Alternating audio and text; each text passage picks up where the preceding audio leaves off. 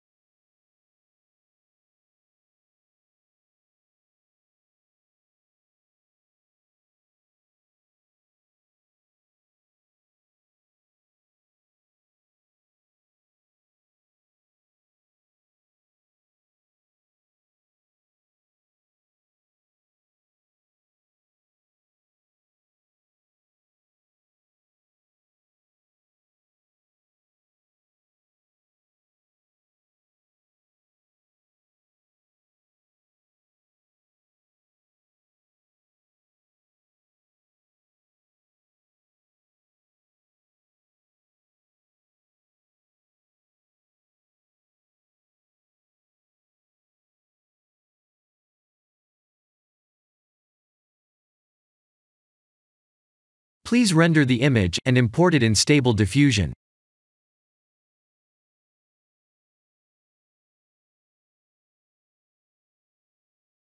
I'll share the full prompts in the description below. Please set the preprocessor to none, and select the correct depth model.